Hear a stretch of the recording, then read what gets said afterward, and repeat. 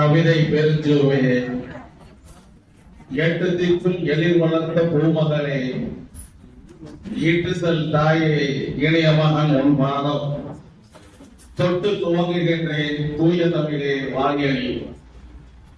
இன்றைய நூலக வார விழாவின் நிறைவு நாள். இன்றைய நிகழ்ச்சியின் சுருக்கம், வரவேற்புரை, தலைமை உரை, முன்னிலை உரை, கருத்தரங்க பேச்சாளர்கள், நிறைவாக நமது மரியாதைக்குரிய சட்டமன்ற உறுப்பினர் அவர்கள் சிறப்புரையாற்றி மாணவ செல்வங்களுக்கு பரிசளிக்க இருக்கின்றார். இது நிகழ்ச்சி நிரல். முதலாக வரவேற்புரை மாவட்ட மைய நூலக ஐயா சிவகுமார் அவர்கள். தேசிய நூலக வார விழாவின் நிறைவு விழாவிற்கு வருகை புரிந்துள்ள அனைவருக்கும் முதலில் எனது அன்பான காலை வணக்கத்தினை தெரிவித்துக் கொள்கிறேன். கடமை, கண்ணியம், கட்டுப்பாடு, இது அறிஞர் அண்ணா அவர்களின் பொன்மொழி. அதன் வழி நடப்பதே என் வழி என்றுள்ள நமது சிறப்பு விருந்தினர் மாண்புமிகு சட்டமன்ற உறுப்பினர் அவர்களை மாவட்ட மைய நூலகத்தின் சார்பாகவும், வாசகர் வட்டத்தின் சார்பாகவும், வாசகர்களின் சார்பாகவும் வருக வருக என இருகரம் கூப்பி வரவேற்கிறேன்.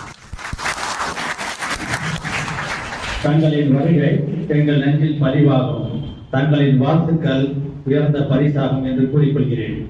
இவ்விழாவிற்கு தலைமை ஏற்றுள்ள வாசகர் வட்ட தலைவர், சரித்திர நாவல்களை படிக்கும் சரித்திர சாதன எழுத்தாளர் ஐயா ராஜவேல் அவர்களையும், வாசகர் வட்ட துணைத் தலைவர் கவிஞர் தந்தை ராமதாஸ் அவர்களையும் வருக வருக என இருகரம் கூட்டி வரவேற்கின்றேன்.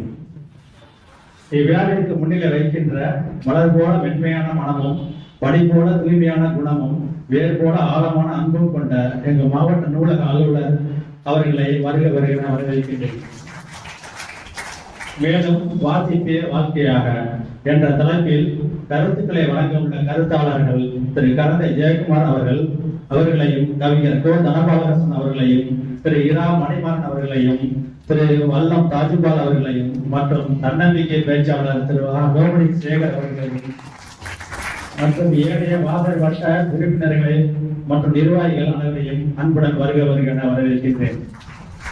இவ்விழாவிற்கு நன்றி உரை வழங்க உள்ள மாவட்ட மைய நூலகர் அம்மா அவர்களையும், என்னுடன் பணிபுரியும் நூலக நண்பர்கள், போட்டித் தேர்வுக்கு படிக்கும் மாணவ மாணவிகள், போட்டிகளில் பங்கு பெற்ற பள்ளி மாணவர்கள், போட்டிகளில் வெற்றி பெற்ற மாணவ மாணவிகள், அவர்களின் பெற்றோர்கள் மற்றும் ஆசிரியர்கள் மற்றும் நூலக வாசகர் நண்பர்கள் அனைவரையும் மாவட்ட மைய நூலகத்தின் சார்பாகவும் வாசகர் வட்டத்தின் சார்பாகவும் வருக வருகிற வரவேற்று ஒரு சிறப்பு செய்தியை தன்னத்தில் கூற ஆசைப்படுகிறேன். நேற்று சென்னை அண்ணா நூற்றாண்டு நூலகத்தில் நடந்த நல்லுலகர் விருது, நூலக ஆர்வலர் விருது மற்றும் சிறப்பு வாசகர் வட்ட விருது வழங்கும் விழாவில் நமது தஞ்சை மாவட்ட மைய நூலகம் மாநில அளவில் அதிக புரவலர்கள் சேர்த்தல், புதிய கட்டிடம் கட்டுதல், தளவாடங்கள் பெறுதலுக்கான விருது பெற்றுள்ளது என்பது குறிப்பிடத்தக்கது.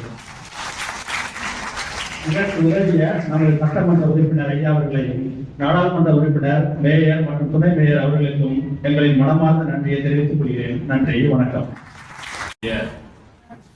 நமது சட்டமன்ற உறுப்பினர் அவர்களே, இங்கு இந்த விழாவிலே கலந்து கொள்ள வந்திருக்கும் அறிஞர் பெருமக்களே மற்றும் சகோதர சகோதரிகளே, மாணவ செல்வங்களே, உங்கள் அனைவரையும் வாழ்த்தி எனது சிறிய உரையை மட்டும் தெளிவுபடுத்த விரும்புகிறேன். இது நமது இறுதி விழாவாக நடைபெறுகிறது. இந்த விழாவிலே இதற்கு முன்பு நடந்த அனைத்து போட்டிகளிலும் வெற்றி பெற்ற மாணவ செல்வங்கள் இங்கே வந்திருக்கிறார்கள். அவர்களுக்குரிய பரிசை வழங்குவதற்காக நமது சட்டமன்ற உறுப்பினர்கள் இருக்கிறார்கள். ஆகவே இதை அதிக நேரம் நான் எடுத்துக்கொள்ள விரும்பவில்லை என்பதை தெரிவித்து, உங்கள் அனைவருக்கும் எனது நன்றியை மீண்டும் தெரிவித்து, அனைவரும் இதுபோல் மைய நூலகத்திற்கு உங்கள் சிறப்புகளை, உங்கள் நடவடிக்கைகளை எங்களுக்கு நல்ல முறையில் வழங்குமாறு கேட்டுக்கொண்டு எனது உரையை முடித்துக் நன்றி. வணக்கம். இவ்விழாவிற்கு சிறப்பு விருந்தினராக வருகை புரிந்து நம்ம நிகழ்ச்சியை சிறப்பித்துக் கொண்டிருக்கும் நமது சட்டமன்ற உறுப்பினர் மரியாதைக்குரிய திரு டி.கே.ஜி. நீலமேகம் ஐயா அவர்களுக்கும் இவ்விழாவினை தலைமையேற்று நடத்தி கொண்டிருக்கும் ராஜீவ் ஐயா அவர்களுக்கும் வாசிப்பே வாழ்க்கை என்ற கருத்தரங்கம் நிகழ்த்த இருக்கோம். நமது கரந்தை ஜெயக்குமார், பாலகிருஷ்ணன், மணிமாறன், வல்லம், தாஜ்பாய், ரோமணி சேகர் அவர்களுக்கும் முதற்கான வணக்கத்தை தெரிவித்துக் கொண்டு, இந்த நிறைவு நாள் உங்களை இவ்வளவு நிறைவாக பார்க்கறதுக்கு எனக்கு ரொம்ப நிறைவாக இருக்குது. இந்த நிகழ்ச்சிகள் உங்களுக்காக தான் அப்புறம் நிறைய பேர் வரமாட்டேன்றீங்க.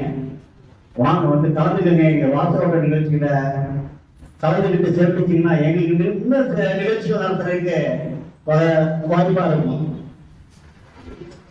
மேலும் சென்ற ஆண்டு நமது வாசரோட துணையுடன் மாவட்ட மைய நூலகத்தில் அதிக பொருளாதாரம் சேர்த்தமைக்காக மாநில அளவில் நமக்கு விருது வழங்கப்பட்டுள்ளது.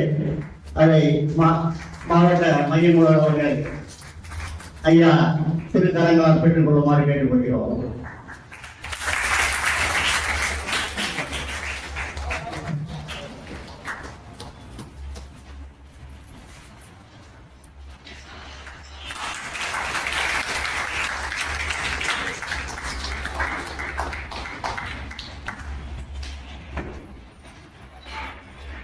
நமது வாசக வட்டத்திற்கு நாடாளுமன்ற உறுப்பினர்கள் நிறைய செய்துள்ளார்கள். நமது சட்டமன்ற உறுப்பினரும் நமக்கு நிறைய செஞ்சிருக்காரு. நமக்கு வாசகர்களுக்கு கழிப்பறை வசதி செஞ்சு கொடுத்திருக்காரு. இன்னும் வசதிகள் செய்து தரேன்னு சொல்லியிருக்காரு. நீங்கள் அனைவரும் இதை பயன்படுத்திக் கொள்ள வேண்டுமாறு கேட்டுக்கொண்டு எல்லோரும் நலம் பெற வாழ்த்துக்கிறேன். நன்றி, வணக்கம். மாண்புமிகு சட்டப்பேரவை உறுப்பினர் அவர்களுக்கும், வாசகர் வட்ட நண்பர்களுக்கும், நூலக அலுவலர்களுக்கும், மாணவ மாணவியருக்கும், பெற்றோர்களுக்கும் முதற்கண் எனது வணக்கத்தை உரித்தாக்கி மகிழ்கின்றேன். மாணவர்கள் குழுமியுள்ள இந்த அவையிலே வாசிப்பே வாழ்க்கையாக என்ற தலைப்பிலே ஒரு சில நிமிடங்கள் பேச விரும்புகிறேன். நம்ம எல்லாருமே புத்தகம் படிக்கிறவங்க தான். ஆனா இந்த புத்தகம் படிக்கிறதே ஒரு வாழ்க்கையா வைத்துக் கொண்டிருக்கிற ஒரு மனிதரை, ஒரு மனிதரை உங்களுக்கு அறிமுகம் செய்ய விரும்புகிறேன். உங்களை மாதிரி இந்த பள்ளிக்கூடத்துல படிச்சுட்டு இருக்கும் போது ஒரு சிறுவனுக்கு வயது 19 வயசு, அப்பதான் பள்ளி பருவத்தை முடிச்சிருப்பாப்ல. அவங்க அப்பா என்ன செய்யற, அந்த பையனை கூப்பிட்டு அவங்க வீட்டுல ஒரு கள்ளிப்பொட்டி இருக்கு. இப்ப எல்லாம் பாத்தீங்கன்னா சூட்கேஸ்ல புக் எடுத்துட்டு போவோம். நம்ம அதுக்கு முன்னாடி பாத்தீங்கன்னா தகரத்துல வச்சிருப்பாங்க, ட்ரங்க் பொட்டின்னு சொல்லுவாங்க. அதற்கு முன்காலத்துல பாத்தீங்கன்னா மரத்துலதான் வச்சிருப்பாங்க, கள்ளிப்பொட்டின்னு சொல்லுவாங்க. அந்த கள்ளிப்பொட்டில இருந்து ஒரு அப்பா என்ன செய்யறாரு, தன்னோட பையனுக்கு ஒரு 100 புத்தகங்கள் எடுத்து கொடுக்குறாரு. இதெல்லாம் நான் வாங்கி படிச்ச புத்தகம்ப்பா, இதை நீ வந்து படிக்கணும், பாதுகாக்கணும், தொடர்ந்து பாதுகாத்துவான்னு சொல்லி பையனுக்கு 100 புத்தகங்களை கொடுக்குறாரு. அந்த புத்தகங்களை படிக்க அந்த பையனுக்கு அப்பதான் ஒரு புதுசா வேறொரு உலகமே இருக்கிறது புரியுது அந்த பையனுக்கு. படிப்புல ஆழ்ந்து போயிறாப்புல. பிறகு என்ன செய்யறாப்புலன்னா மேற்படி படிச்சு திருச்சிக்கு பக்கத்துல மண்ணச்சநல்லூர்னு ஒரு ஊர் இருக்குங்க. அந்த ஊர்ல ஒரு ஆசிரியரா வேலைக்கு போறாரு. அவர் ஆசிரியர் பணிக்கு போனது எனக்கு ஒரு சந்தேகம், ஒரு மகிழ்ச்சி. என்னன்னா, என்ன மாதிரி கணித ஆசிரியர், ஒரு கணித ஆசிரியரா பணிக்கு போறாருங்க. பணிக்கு போகும்போது என்ன செய்யறாருன்னா, பகல் பூரா பள்ளிக்கூடத்துல இருப்பாங்க, சாயந்தரம் பள்ளியோட ஓட்டுச்சுன்னு வச்சுக்கலாங்க, பஸ் ஏறி திருச்சிக்கு வந்துருவாங்க. திருச்சியில அந்த மலைக்கோட்டை சுத்தி பாத்தீங்கன்னா நிறைய புத்தக கடைகள் இருக்கும். புத்தக கடைகள்ல பழைய புத்தக கடைகள் இருக்கும். ரொம்ப குறைஞ்ச விலையில புத்தகம் வாங்கலாம். அப்ப பாத்தீங்கன்னா இவர் இருந்த காலத்துல சுப்பையா செட்டியார்னு ஒரு புத்தக கடை இருக்கு. அந்த புத்தக கடை போனீங்கன்னா அப்பெல்லாம் 50 பைசாவுக்கு ஒரு புத்தகம், 1 ரூபாய்க்கு ஒரு புத்தகம், மிக குறைந்த விலையில புத்தகம் கிடைக்கும். தினமும் போய் அங்க புத்தகம் வாங்கிட்டே வருவாரு. புத்தகம் வாங்கிட்டு வந்து அதே படிக்கிறதா வேலை. சில சமயங்கள்ல அந்த புத்தக கடையில பாக்குறாரு, சில கிடைத்தற்கரிய அபூர்வமான புத்தகம் நல்லா இருக்கு. யாரு இந்த இவ்வளவு பெரிய புத்தகத்தை, இவ்வளவு ஒரு கிடைக்காத புத்தகமாச்சு, இதை போய் யாரும் பழைய புத்தக கடையில போட்டிருப்பான்னு புரியல. இந்த கடைக்காரர் சுப்பையா செட்டியார்ட்ட விசாரிக்கிறாரு, இந்த புத்தகம் எல்லாம் எங்கேயுமே கிடைக்காதாங்க, இது யாரும் கடையில கொண்டாந்து பழைய புத்தகங்களை வந்து போட்டிருக்கா விசாரிக்கும் போது அவர் சொல்றாரு, காரைக்குடியிலங்க விஆர்எம் செட்டியார்னு ஒருத்தர் இருக்காரு. அவர் மிக சிறந்த படிப்பாளி, பதிப்பகம்லாம் நடத்திட்டு இருக்காரு. அவரு நான் வாங்கி படிச்ச புத்தகம் என்ன செய்யறாரு, அந்த மாதிரி பழைய புத்தகங்களை போட்டு வாருங்க, அதை வாங்கிட்டு வந்து நான் விற்கிறேன்னு சொன்னேன். இவரு அடுத்த நாளே கிளம்பி காரைக்குடிக்கு போயிடாரு. காரைக்குடியில போய் அந்த விஆர்எம் செட்டியாரை பாக்குறாரு. ஐயா, நீங்க கொடுத்த புத்தகம் நிறைய புத்தகம் தெரிஞ்சு மலைக்கோட்டையில அந்த பழைய புத்தக கடையில பாக்குறேன், இவ்வளவு புத்தகம் படிக்கிறீங்க, நீங்களே பதிப்பகம் வச்சிருக்கீங்க, எதுக்கு இந்த புத்தகங்களை போய் பழைய புத்தகங்களை போட்டீங்க? அதற்கு பதில் உங்க ஊர்ல நீங்க ஒரு நூலகம் வைக்கலாமா இல்லையா? நூலகம் வச்சா உங்க ஊர்ல இருக்கவங்க எல்லாருமே படிப்பாங்கல்ல, எல்லாருமே பயனா இருக்குமேன்னு சொல்லிட்டு அவர்கிட்ட போய் சொல்றாரு. இது வரைக்கும் இது மாதிரி அந்த ஒரு சிந்தனை வரலன்னு சொல்லிட்டு அதுல இருந்து அவங்க 2 பேரும் ரொம்ப நெருங்கிய நண்பர்களாகிறாங்க. அடிக்கடி அவர் போய் பார்க்கறது பேசுறதுமா இருக்காங்க. அப்ப இவர் என்ன செய்யறாருங்க, தான் பள்ளிக்கூடத்துல படிக்கிற ஒரு ஆசிரியை ஒருத்தவங்க, ஒரு சயின்ஸ் டீச்சர், என்ன சொல்ல போனா தாவரவியல் படிச்சவங்க, அவங்களும் புத்தகத்துல ரொம்ப ஆர்வமா இருக்கவங்க. ஒரு முறை காரைக்குடிக்கு போகும்போது அந்த டீச்சரையும் அழைச்சிட்டு போறாரு. அழைச்சிட்டு போய் இந்த மாதிரி எங்க பள்ளிக்கூடத்துல வேலை பார்க்குற டீச்சருங்க என்ன மாதிரி புதுசா நிறைய புதுசெல்லாம் படிக்கிறவங்க ஆர்வம் அறிமுகப்படுத்தும் போது அந்த செட்டியார் என்ன செய்யறாருங்க, ஒரு புத்தகத்தை இவங்க டீச்சருக்கு அன்பளிப்பா கொடுக்குறாரு. முத இங்க வந்திருக்கேன் பார்க்க இந்தாங்கன்னு சொல்லிட்டு தாகூர், ரவீந்திரநாத் தாகூர் எழுதிய கிரசன்ட் மூன்ங்கிற ஒரு புத்தகத்தை அவங்களுக்கு அன்பளிப்பா கொடுக்குறாரு. அந்த டீச்சர் வாங்கிட்டு வந்துடுறாங்க. இரவு வந்து அந்த வீட்டுக்கு வந்ததுக்கு அப்புறம் அந்த புத்தகத்தை அப்படியே கரட்டி பாக்குறாங்க. தாகூரோட பாட்டுல அவங்க அப்படியே மதிமயங்கி போய் அவங்களுக்கு யோசனை தெரியுது, இந்த பாடம் எல்லாம் ஆங்கிலத்துல தானே இருக்கு, இதை நமக்கு தெரிஞ்ச மாதிரி தமிழ்ல மொழிபெயர்த்தா என்னான்னு அந்த கிரசன்ட் மூணுங்கிற புத்தகத்தை அவரை தாகூர் எழுதியிருக்க பாடல்களை பூரா அன்னைக்கு விடியறதுக்குள்ள பாத்தீங்கன்னா எல்லாத்தையுமே தமிழ்ல மொழிபெயர்த்துறாங்க. பாட்டாவே தமிழ்ல மொழிபெயர்த்துறாங்க. மொழிபெயர்த்து அடுத்த நாள் காலையில வந்து அந்த ஆசிரியர் இருக்காருல்ல அவர்கிட்ட கொடுக்குறாங்க, சார் நேற்று ஐயா புத்தகம் கொடுத்தாங்கல்ல, நான் வீட்டுல படிச்சு பார்த்துட்டு அதை அப்படியே தமிழ்ல மொழிபெயர்த்துருக்கேன், கொஞ்சம் படிச்சு பாருங்கன்னு சொல்லி கொடுக்குறாங்க. அவர் படிச்சு பார்க்க ரொம்ப அருமையா இருக்கு. உடனே அவர் என்ன செய்யறாரு, அந்த புத்தகத்தை ஒரு அஞ்சல்ல வச்சு காரைக்குடியில இருக்க செட்டியாருக்கு அனுப்புறாரு. நீங்க கொடுத்த புத்தகத்தை நம்ம அன்னைக்கு வந்து ஆசிரியர் வந்து மொழிபெயர்த்திருக்காங்க, படிச்சு பாருங்கன்னு சொல்லி அவருக்கே அனுப்பிடுறாரு. ஒரு 10 நாள் கழிச்சு செட்டியார்ட்ட இருந்து ஒரு கடிதம் வருது, நீங்க அன்னைக்கு வந்தீங்களா புத்தகம் படிச்சு பார்த்து நல்லா இருந்துச்சு, அந்த டீச்சரையும் அழைச்சிட்டு வந்து என்ன பாருங்கன்னு சொல்லி ஒரு கடிதம் வருது. உடனே என்ன செய்யறாங்க, அந்த டீச்சர் அழைச்சிட்டு காரைக்குடிக்கு போறாங்க. காரைக்குடிக்கு போனா அன்னைக்கு கிரசன்ட் மூணுங்கிற புத்தகத்தை பத்திரிகை விட்ட செட்டியார் என்ன செய்யறாருங்க, இவங்க தமிழ்ல மொழிபெயர்ப்பு கொடுத்தாங்கல்ல அதையே ஒரு புத்தகமா அடிச்சு வச்சிருக்காரு. இவங்களுக்கே தெரியாது, சும்மா டாக்டர் மொழிபெயர்ப்பு கொடுத்தாங்களே தவிர அதை வந்து அச்சாகம் பண்ணி வளர்ப்புறைங்கிற பேர்ல புத்தகமா அடிச்சு வச்சா அந்த டீச்சருக்கே ஒரு அன்பளிப்பா கொடுக்குறாரு. நீங்க அருமையா மொழிபெயர்த்து இருந்தீங்க, இந்தாங்க உங்க இதை வந்து புத்தகமா மாற்றிருக்கேன் இந்தாங்கன்னு சொல்லி கொடுக்குறாரு. அந்த டீச்சருக்கு ரொம்ப சந்தோஷம். அப்ப அந்த செட்டியார் விஎம் செட்டியார் 2 பேரும் பார்த்து சொல்றாரு, எனக்கு ஒரே ஒரு யோசனை தோணுது, சொன்னா கேட்கறீங்களாங்க? சொல்லுங்கிறாங்க. இல்ல நீங்க 2 பேரும் என்ன வந்து பாக்குறீங்க, ரொம்ப சந்தோஷமா இருக்கு, 2 பேருமே புத்தகத்துல ரொம்ப ஆர்வமா இருக்கீங்க, நீங்க 2 பேரும் ஏன் திருமணம் செஞ்சுக்க கூடாது அவர் சொல்றாரு. அது வரைக்கும் அவங்களுக்கு அந்த மாதிரி நினைப்பல. ஆசிரியர்கிட்ட பேசிட்டாங்க அவ்வளவுதானே தவிர அவர் தான் கேட்கறது, ஏன் நீங்க திருமணம் செஞ்சுக்க கூடாதுன்னு கேட்கறாங்க. அதுக்கப்புறம் இவங்களுக்கு அந்த யோசனை வந்து இவங்க திருமணம் செஞ்சு 2 பேர் திருமணம் செஞ்சுக்கிறாங்க. திருமணம் செஞ்சதுக்கு அப்புறம் பாத்தீங்கன்னா இவங்களுக்கு ஒருத்தர் தான் பிரிச்சு போய் பழைய புத்தகங்களை வாங்கிட்டு வருவாருங்க. திருமணம் ஆனதுக்கு அப்புறம் பாத்தீங்கன்னா வருமானம் 2 வருமானம் ஆனது. இவங்க சம்பளம் ஒண்ணு, இவங்க மனைவி சம்பளமும் கிடைக்குதுன்னு புத்தகமா வாங்கி சேர்க்கிறாங்க. எவ்வளவு சேர்க்கிறாங்கன்னா பல வருடங்கள் ஆன நிலையில இவங்க வீட்டுல வந்து மாடியில புத்தகங்கள்லாம் வச்சிருக்காங்க. ஒரு பொறியாளர் வர்றாரு, ஒரு பிள்ளைய வந்து வீட்டுல வந்து கொஞ்சம் ரெனோவேட் பண்ணுங்க, அந்த பெயிண்ட்லாம் அடிக்கணும்னு பார்க்கும்போது ஒரு இன்ஜினியரை போட்டு காமிக்கிறாங்க. அவர் என்ன செய்யறாங்க, வீட்டெல்லாம் பார்த்துட்டு மாடிக்கு போய் புத்தகம்லாம் பாக்குறாரு. இதுக்கு மேல புத்தகம் வச்சீங்கன்னா இந்த மாடி இழுத்தி கீழே விழுந்து இன்னுமே இந்த மாடியில புத்தகம் ஏற்றாதீங்க. அந்த அளவுக்கு 2 பேரும் வருட கணக்குல புத்தகமா வாங்கி சேர்த்துருக்காங்க. இன்னுமே இந்த ரோடு தாங்காதுங்க, புத்தகம் வந்து வெயிட் அதிகமா இருக்கும், இதுக்கு மேல சேர்த்தீங்கன்னா வீடு இடிஞ்சு விழுந்துரும் சொன்னதுனால வேற வழி இல்லாம என்ன செய்யறாங்க, எப்படா ஓய்வு கிடைக்குன்னு பார்த்து அந்த ஆசிரியர் பணியில் ஓய்வு பெறாங்க பத்தியலாங்க. ஓய்வு பெற்ற உடனே 2 பேரும் அந்த பணத்தெல்லாம் எடுத்து புதுக்கோட்டை பக்கத்துல 2 பிளாட் வாங்குறாங்க. ஒரு பிளாட்ல அவங்க நமக்கு ஊடு கட்டிக்கிட்டு இந்த புத்தகங்களுக்குன்னே ஒரு ஊடு கட்டுறாங்க. பக்கத்துல ஊடு கட்டி இன்னைக்கே போனீங்கன்னா புதுக்கோட்டைக்கு பக்கத்துல திருக்கோகரணம்ங்கிற ஊர்ல புத்தகங்களுக்குன்னே ஒரு ஊடு கட்டியிருக்காங்க. கிட்டத்தட்ட இன்னைக்கு அவங்க 2 பேரோட சேமிப்புல நீங்க அங்க இருக்க புத்தகங்கள் 1.5 லட்சம் புத்தகம் வச்சிருக்காங்க. நினைச்சு பாருங்க, லைப்ரரியில 1.5 லட்சம் புத்தகம் வச்சிருக்கான்னு சொல்றது கஷ்டம். நெருக்கி 2 லட்சம் இருக்கான்னு வச்சுங்களேன். 2 பேரு, ஒரு கணவர் மனைவி 2 பேரும் சேர்ந்து இன்னைக்கு 1.5 லட்சம் புத்தகம் வச்சிருக்காங்க. அந்த புத்தகம் வச்சிருக்க இடத்தோட பேர் என்னன்னு கேட்டீங்கன்னா ஞானாலயா. ஞானாலயான்னு பேர் வச்சு புதுக்கோட்டையில திருக்கோவரணத்துல வச்சிருக்காங்க. நீ யாரு ஆய்வு செஞ்சாலும் பரவாயில்ல, அங்க போனீங்கன்னா நீங்க வாழ்க்கையிலே கிடைக்காதுன்னு நினைக்கிற புத்தகம் அவங்களுக்கு இருக்கும். ஒரு திருக்குறள் எடுத்தீங்கன்னா முதல்ல திருக்குறள் அச்சாங்க முதல் புத்தகத்துல இருந்து இன்னைக்கு திருக்குறள் வந்த வரைக்கும் அனைத்து புத்தகங்களும் இருக்குங்க. எந்த ஆய்வு மாணவர் போனாலும் மாடியில நிறைய ஒரு 10 அறைகள் எழுதி வச்சிருக்காரு. பணமே கொடுக்காம நம்ம போய் ஃப்ரீயா அந்த மாடியில தங்கிக்கிட்டு அவர் நூலை ஆராய்ச்சி பண்ணலாம்.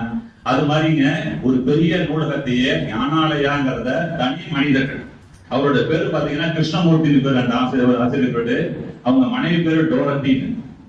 அது மாதிரி 1.5 லட்சம் புத்தகம் சேர்த்து வச்சிருக்காங்க. அந்த நூலகத்துக்கு போகாத அறிஞர்களே இல்லை. ஒரு முறை நம்ம எழுத்தாளர் ஜெயகாந்தன் போய் பார்க்கிறார் அந்த நூலகத்தை பார்த்துட்டு பிரமிச்சிருக்கிறாரு. அப்ப ஜெயகாந்தன் சொல்றதை மட்டும் ஒரே ஒரு சொல்லி நான் விடைபெற விரும்புகிறேன். எழுத்தாளர் ஜெயகாந்தன் நூலகத்தெல்லாம் பார்த்துட்டு எழுதுறாங்க, சமுத்திரத்தை பார்க்கையில் மகிழ்ச்சியாகவும் இருக்கிறது, அச்சமாகவும் இருக்கிறது. அதுபோல் இந்த அரிய நூலகத்தை பார்க்கும் போது வியப்பினால் மகிழ்ச்சியும், எங்கே இதிலேயே மூழ்கி போவோமோ என்ற அச்சமும் மேலிடுகிறது. இது ஒரு கர்ம யோகம். கர்ம யோகத்தின் பலனே கர்மாதான். இந்த யோகத்தில் தம்மை சமர்ப்பணம் செய்து கொண்டுள்ள கிருஷ்ணமூர்த்தி டோரதி தம்பதியினரை தமிழ் வாழ்த்துகிறது, வாழ்க வளர்கன்னு ஜெயகாந்தன் எழுதி போயிருக்காரு. நம்ம அவர் வழியில் தான் நாமளும் பயன்படுத்தணும். நம்ம அவர் அளவுக்கு சேர்க்கலாட்டியும் பரவாயில்ல. இங்க மாணவ மாணவி நிறைய பேர் வந்திருக்கீங்க, பெற்றோர்கள் வந்திருக்கீங்க. குறைஞ்சது மாதத்திற்கு ஒரு புத்தகம், ஒரே ஒரு புத்தகம் வாங்க. ஒரு வருடத்துக்கு 12 புத்தகம் வந்துடும். உங்க எல்லார் வீட்லயும் பாத்தீங்கன்னா சாமி ரூம் அலமாரி வச்சிருக்காங்க. ஆனா புத்தக அலமாரி நம்மள்ட்ட பெரிய நிரப்பரம் எங்கேயுமே கிடையாது. அதை நீங்க ஆரம்பிங்க. மாசத்துக்கு ஒரு புத்தகம் வாங்குங்க. உங்க அப்பாட்ட கேளுங்க, சும்மா 30 ரூபா 40 ரூபாய்க்கு புத்தகம் வாங்குங்க. ஒரு வருடத்துக்கு 12 புத்தகம் வந்துடும். இது மாதிரி ஒரு 10 வருஷம் சேர்த்தீங்கன்னா 1500 புத்தகம் உங்க வீட்டிலே வந்துடும். வீட்டுக்கு ஒரு நூலகம் அமைப்போம், வாழ்க்கையே வாசிப்பாய் கொள்வோம் என கூறி இந்த வாய்ப்புகளுக்கு நன்றி கூறி விடைபெறுகிறேன். நன்றி, வணக்கம். இங்கே சிறப்புரையாற்றி மாணவர்களுக்கு பரிசு வழங்க இருக்கின்ற நமது தொகுதி சட்டமன்ற உறுப்பினர் அவர்களை முதற்கண் வணங்கி மகிழ்கின்றேன். அடுத்து நமது மாவட்ட மைய நூலகர் ஐயா அவர்களை, மாவட்ட நூலக அலுவலர் மா அபூர்வம் ஐயா அவர்களையும் வணங்கி மகிழ்கிறேன். அடுத்து நமது வாசகப்பட்ட தலைவர் எழுத்தாளர் ஐயா ராஜவேலு ஐயா அவர்களையும், அழகம்மாள் நகர் நூலக வாசகப்பட்ட தலைவர் தனபாலகிருஷ்ணன் ஐயா அவர்களையும், இங்கே வந்திருக்கின்ற செயற்குழு உறுப்பினர்களையும் வாசகர்களையும், எல்லாவற்றிற்கும் மேலாக என் மதிப்பிற்குரிய எதிர்கால இந்தியாவை உருவாக்க இருக்கின்ற என் மாணவ கண்மணிகளையும் வணங்கி வருகின்றேன். இன்னைக்கு பேப்பரை எடுத்து படிச்சு பார்த்தேன். தினதந்தி பேப்பரை ஃபர்ஸ்ட் லைன்லேயே பார்த்தீங்கன்னா, தன்னை என்ன காதலிக்கிறேன் அப்படின்னு சொல்லிட்டு அந்த பொண்ணை குத்தி கொண்டிருக்கான். இன்னைக்கு அதான் தலைப்பு செய்தி தினதந்தியில, இல்லையா? உண்மையா? இன்னைக்கு தினதந்தியில அந்த தலைப்பு செய்தியை படிச்சுட்டு நெஞ்சமெல்லாம் புண்ணாகி போச்சு. எத்தனையோ தலைவர்கள் பாடுபட்டு அடிபட்டு தன்னுடைய வாழ்க்கையை இழந்து வாங்கி தந்த சுதந்திரம் இன்னைக்கு எந்த அளவுக்கு கொண்டாடப்பட்டு கொண்டிருக்கிறதுன்னு பார்த்து ரொம்ப வேதனையா இருக்கு. அதுக்கெல்லாம் காரணம் என்ன அப்படின்னு கேட்டா, உண்மையிலேயே வாசிப்பு பழக்கம் இருந்தது அப்படின்னா நிச்சயமா அந்த மாதிரி செய்ய மாட்டாங்க. இந்த காதல் அப்படிங்கிற ஒரு விஷயத்துக்காக எதுக்காக தன்னுடைய வாழ்க்கையை தொலைக்கிறாங்க அப்படின்னு தெரியல. நான் என்னுடைய மாணவர்களுக்கெல்லாம் அடிக்கடி சொல்லுவேன், காதல்னா என்ன அப்படின்னு சொல்லுவேன். காதல் காத்திருந்து, தவித்திருந்து, இல்லாமல் போறது. காத்திருந்து தவித்திருந்து இல்லாமல் போற இந்த காதலுக்காக உன்னுடைய நேரத்தை வீணாக்காத. நீ படிச்சு வாழ்க்கையில முன்னேறி அதுக்கப்புறம் உனக்கு விருப்பப்பட்ட துணையை தேர்ந்தெடுத்துக்க. அது வரைக்கும் இந்த இறைவன் உன்னை படைத்திருக்கிறார். அந்த இறைவனை காதலி, உன்னை பெற்றெடுத்த பெற்றோரை காதலி, உன்னை வளர்த்து ஆளாக்கி அறிவுரை சொல்கின்ற இந்த ஆசிரியர் சமுதாயத்தினை காதலி, நம்மை ஊரில் இருக்கின்ற சான்றோர் பெருமக்களை காதலி என்று நான் அறிவுரை வழங்குவது வழக்கம். இன்னைக்கு வாசிப்பே வாழ்க்கையாக அப்படிங்கிற தலைப்பை சொல்லியிருக்கிறதுனால இந்த வாசிப்பு பழக்கம் நம் தலைவர்களை எல்லாம் எப்படி உருவாக்கி இருக்கு அப்படிங்கிற செய்தியை சொல்லணும். அதுல சில தகவல்களை சொல்லி விடைபெறலாம் இருக்கேன். நமக்கு லோகமானிய பாலகங்காதர திலகர் நமக்கு தெரியும். லோகமானியன்னு தெரியும், மக்களின் தலைவர் அப்படிங்கிற பொருள்.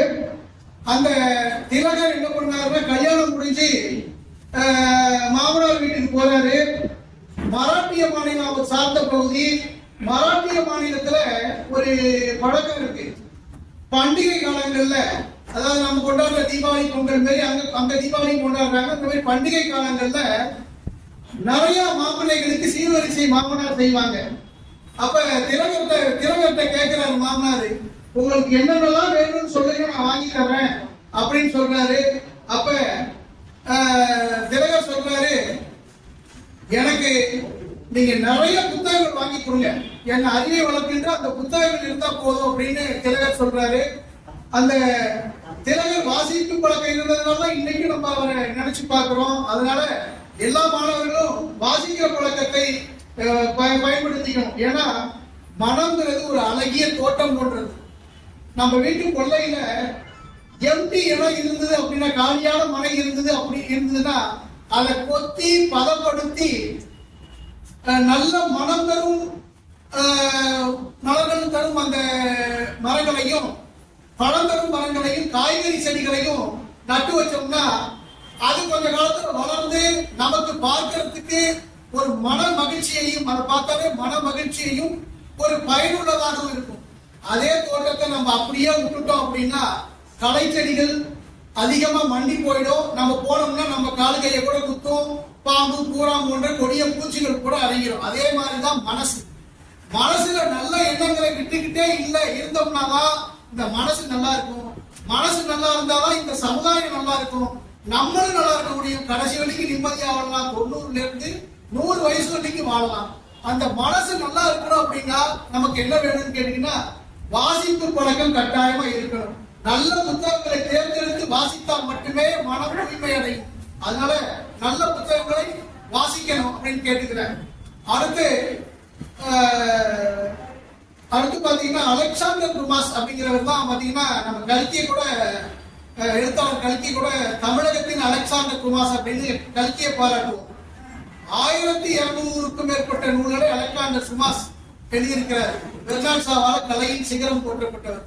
அவர் தான் உலகத்திலேயே அதிகமான புத்தகத்தை எழுதினவர் அலெக்சாண்டர் டுமாஸ். அவர் நிறைய புத்தகங்கள் வாசித்ததுனாலதான் அவ்வளவு ஒரு சாதனைகளை பண்ண முடிஞ்சது.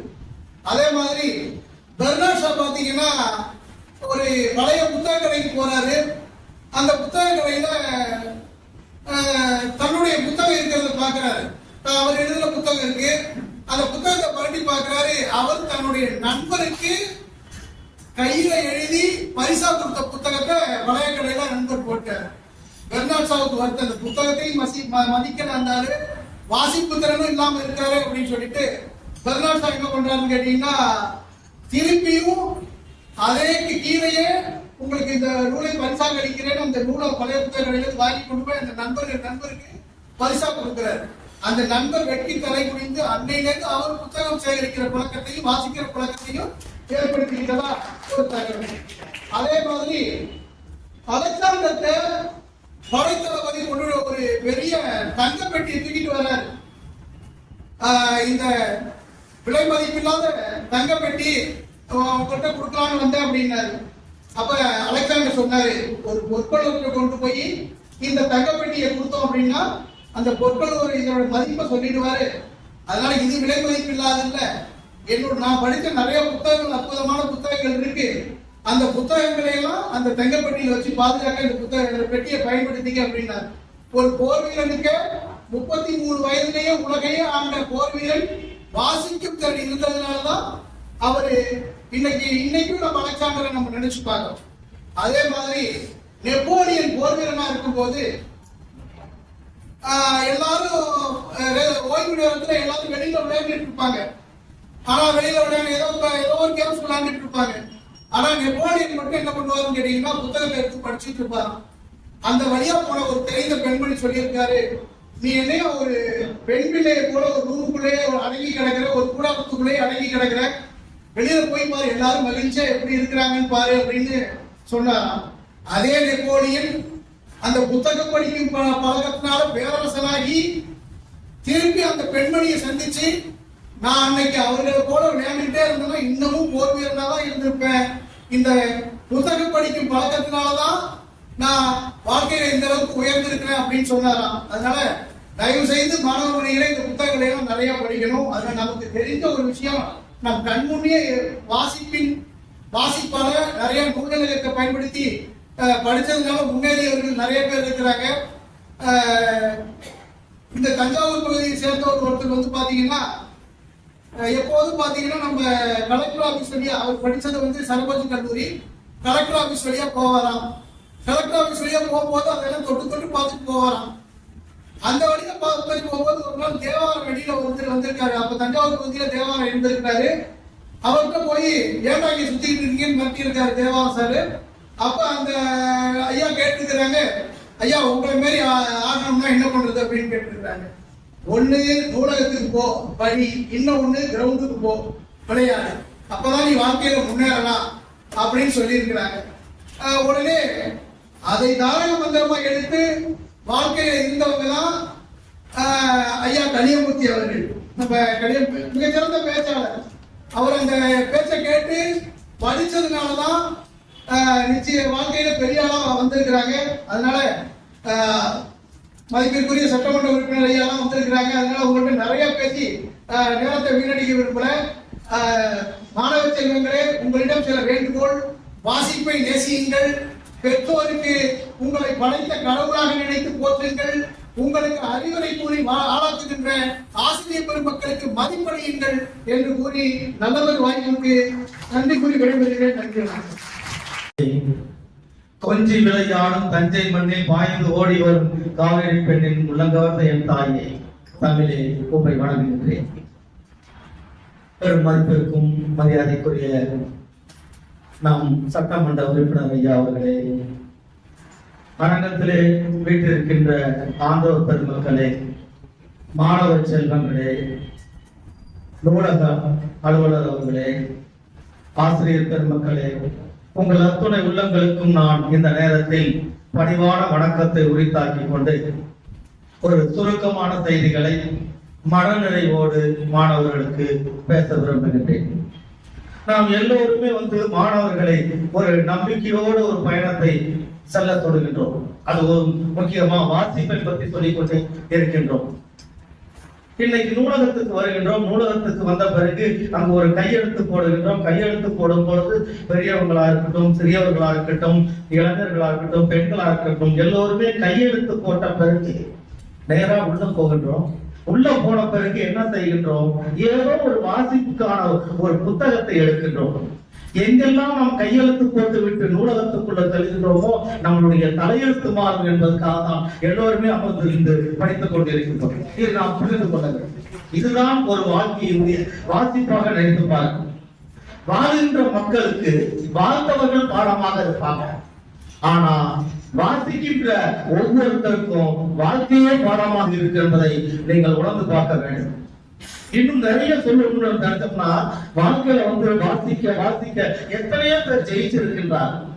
அந்த ஜெயிச்சவர்களாம் நினைத்து பார்க்கும் பொழுது இந்த நேரத்திலே வெற்றியாளராக மாறி இருக்கின்றார். ஆல்பர்ட் ஐன்ஸ்டைன் 1921 ஒளியின் விளைவுகளை பற்றி கண்டுபிடித்தார். அவர் கண்டுபிடித்த பிறகு அவருக்கு நோபல் பரிசு கொடுத்தார்கள்.